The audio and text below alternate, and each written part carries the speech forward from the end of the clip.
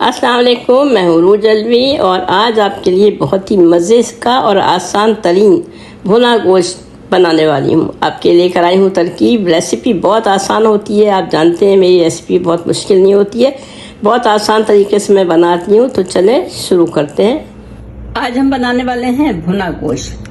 तो उसके लिए हमने तकरीबन 1.5 से 1.25 किलो के करीब ये मटन है हमारे पास। ये देखें,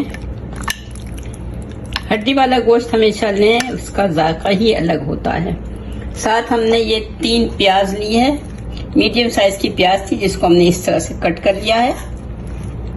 इसमें हमने 3 मीडियम साइज के टोमेटो लिए हैं और 10-12 ये गार्लिक के जवे लिए हैं। साथ ही हमने हाफ इंच के करीब 1 इंच के करीब हमने ये अदरक ली है, जिंजर, और थोड़ी सी ग्रीन चिल्ली, ये बाद में डालेंगे। तो पहले हम भुना गोश्त बनाने के लिए बेसिक चीजें मैंने आपको दिखा दी है। तो चले शुरू करते हैं। हमने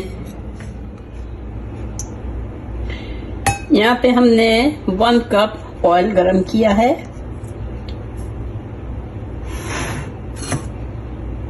ये 1 कप ऑयल हमने गरम किया, इसमें हम ये सारी प्याज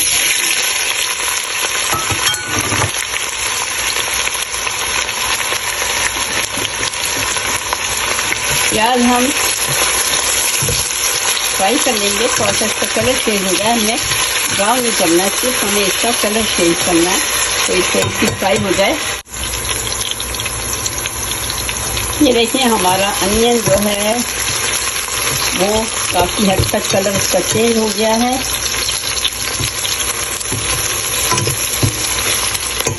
बस हमें इसको ज्यादा नहीं पकाना है। इस मौके पर हम इसमें गोश्त डाल देते हैं। तो यहाँ पे हमने गोश्त डाल दिया है। अब हम इसको हम थोड़ा सा भूनेंगे, जिसका पानी खत्म हो जाए, भून जाए अच्छी तरह। फिर हम इसमें मसाले डालते हैं। तो यहाँ पे गोश्त का कलर चेंज होना शुरू हो गया है, हमने इसको भून लिया है इस तरह से। ये देखिए, बस अब हम साथ में ही इसमें अपने ये जो हमने टमाटो डाले काट के रखे थे ये डालेंगे, लहसुन की जवे डालेंगे और हाफ हम इसमें अदरक डाल देंगे, बाकी हम बाद में डालेंगे। इसको थोड़ा सा भून लेते हैं पहले। अब साबित गरम मसाले डालें। ये हमारा गोश्त भून रहा है, इसके साथ ही हम इसमें 1 टीस्पून से थोड़ा सा ज़्यादा लाल मिर्च पाउडर डालेंगे, 1 टीस्पून से ज़्यादा, और आप अपने टेस्ट के हिसाब से नमक डालें। 1 टेबल स्पून मैंने इसमें डाल दी है इसी धनिया, और हाफ टीस्पून के करीब हमने इसमें डाल दी है हल्दी। ये सब हम इसमें मिक्स करके भूनेंगे और उसके बाद हम इसको गलने के लिए रखेंगे।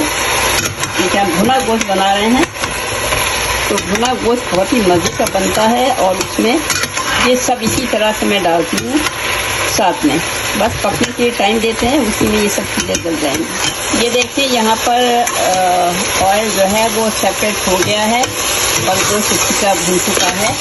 अब हमें इसमें पानी डालना है गलने के लिए। जैसे मैंने आपको बताया, मैं हमेशा गर्म पानी डालती हूँ। इसमें तकरीबन मैं 2 कप के करीब पानी डालूंगी और इसको बिल्कुल धीमी आंच पे पकने के लिए रखूंगी, ताकि ये आराम से, हड्डी वाला गोश्त है, इसको पकने में थोड़ा टाइम लगता है, लेकिन हमें फुल आंच पे नहीं पकाना है, फ्लेम बिल्कुल लो हीट पे पकाना है। तो ये मैं पकने के लिए रखती हूँ। अब इसको हम कवर कर दिया है, हमने इसको कवर कर दिया है, आप देख सकते हैं पक रहा है। इसको मैं बिल्कुल लो हीट कर दी है मैंने। तो इसको पकने के लिए कम से कम 45 मिनट चाहिए। चलें मिलते हैं 45 मिनट के बाद।